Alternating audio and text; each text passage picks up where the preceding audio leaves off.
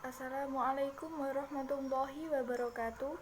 Perkenalkan, nama saya Sofia Noningtyas, NIM 12311193003, mahasiswa dari jurusan Manajemen Dakwah Universitas Islam Negeri Sayyid Ali Rahmatullah Tulungagung.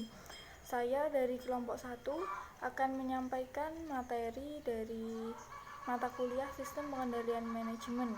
Nah, saya di sini akan menjelaskan materi tentang konsep dasar pengendalian dan konsep dasar manajemen. Nah, yang pertama, saya akan menjelaskan tentang definisi dari manajemen. Nah, manajemen menurut bahasa itu berasal dari kata manage, yang artinya ketatalaksanaan, tata pimpinan, dan tata pengelolaan. Sedangkan menurut istilah, manajemen merupakan suatu proses yang ditetapkan oleh individu atau kelompok dalam upaya-upaya koordinasi untuk mencapai suatu tujuan. Nah, manajemen dalam arti luas adalah sebuah perencanaan, pelaksanaan, dan juga pengawasan sumber daya organisasi untuk mencapai tujuan secara efektif dan efisien. Nah, manajemen adalah sebuah proses yang dilakukan untuk mewujudkan tujuan organisasi melalui rangkaian berupa perencanaan, organisasi, dan pengarahan, dan juga pengendalian orang-orang serta sumber daya organisasi lainnya. Nah, adapun fungsi-fungsi dari manajemen yaitu ada 4. Yang pertama adalah perencanaan, yaitu meliputi proses penentuan tujuan dan juga pedoman pelaksanaan dengan memilih yang terbaik dari alternatif-alternatif yang ada. Jadi, perencanaan adalah fungsi seorang manajer yang berhubungan dengan memilih tujuan-tujuan, kebijaksanaan, prosedur, dan juga program dari alternatif-alternatif yang ada. Jadi, perencanaan ini adalah proses memilih yang terbaik dari beberapa alternatif yang ada. Nah, yang kedua adalah pengorganisasian. Pengorganisasian itu adalah proses penentuan, pengelompokan, dan juga bermacam-macam aktivitas yang diperlukan untuk mencapai tujuan. Di mana dalam proses pengorganisasian ini, seorang manajer itu menempatkan orang dalam setiap aktivitas, seperti menyediakan alat yang dibutuhkan dan juga menetapkan wewenang secara relatif yang didelegasikan pada setiap individu yang akan melakukan aktivitas tersebut. Nah, yang ketiga adalah pengarahan, yaitu pengarahan semua bawahan agar mau bekerja sama dan bekerja secara efektif untuk mencapai tujuan organisasi secara ikhlas dan maksimal.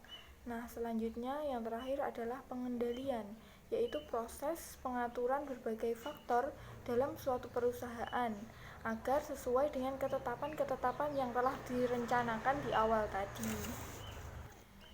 Nah, pengendalian ini itu mengatur pada suatu proses pengaturan berbagai faktor dalam suatu perusahaan agar dengan ketetapan-ketetapan dalam rencana. Pengendalian adalah pengukuran dan juga perbaikan terhadap pelaksanaan kerja bawahan agar rencana yang telah dibuat untuk mencapai tujuan dapat terlaksanakan. Nah, selanjutnya adalah prinsip-prinsip manajemen. Nah, dalam hal ini Henry Fayol itu mengemukakan ada 14 prinsip manajemen. Yang pertama adalah pembagian kerja, di mana pembagian kerja ini adalah untuk meningkatkan efisiensi dan juga efektivitas pelaksanaan kerja seseorang dalam suatu organisasi.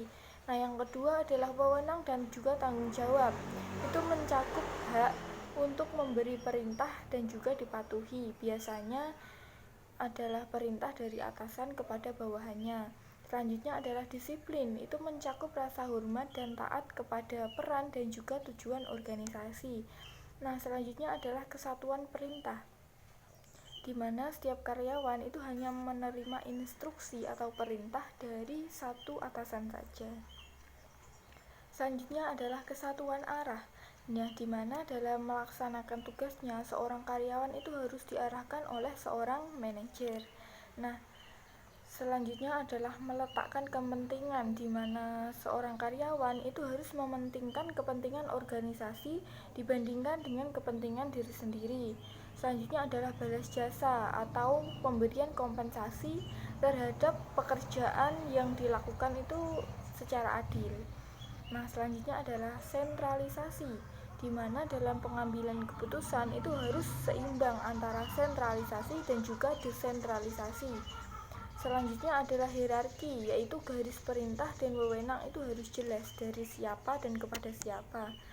Selanjutnya adalah keteraturan, di mana bahan-bahan, orang-orang itu harus ada pada tempat dan waktu yang tepat dalam sebuah organisasi.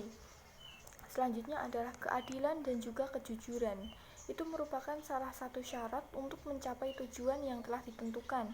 Selanjutnya adalah stabilitas kondisi karyawan, di mana kestabilitasan karyawan itu harus dijaga agar segala pekerjaan itu bisa dilakukan dengan lancar.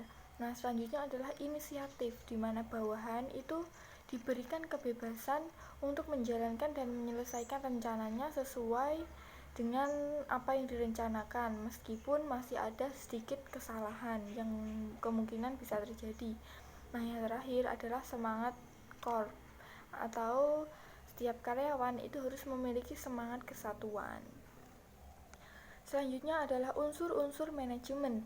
Nah, manajemen itu mempunyai unsur yang harus dipadukan agar tujuan dapat tercapai secara efektif dan efisien. Nah, adapun unsur-unsur dari konsep dasar manajemen itu adalah manusia, uang, mesin, material, metode, pasar, dan juga waktu, dan yang terakhir adalah moral.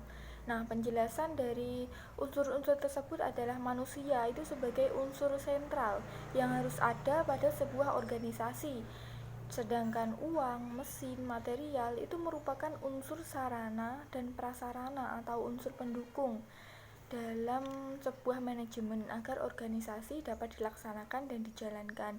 Sedangkan metode itu merupakan sebuah cara yang dihasilkan oleh manusia agar manajemen dapat tercapai secara efektif dan juga efisien.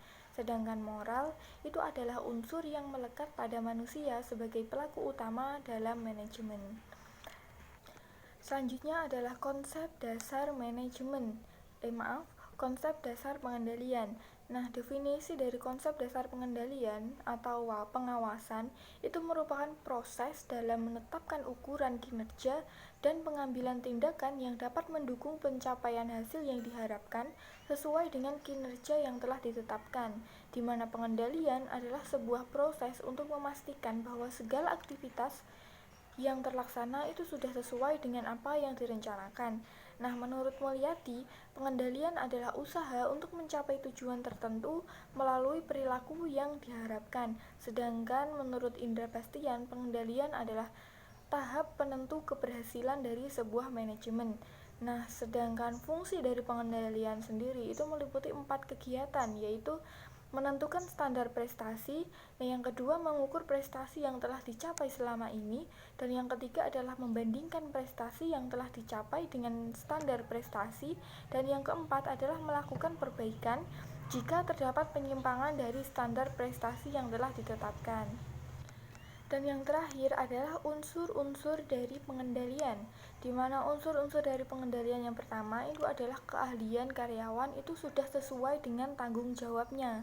Yang kedua adalah pemisahan tugas, dan yang ketiga adalah sistem pemberian wewenang, tujuan, dan juga teknik pengawasan yang wajar untuk mengadakan pengendalian atas harta, utang penerimaan, dan juga pengeluaran. Sedangkan yang keempat, pengendalian terhadap penggunaan harta dan juga dokumen serta formulir yang penting.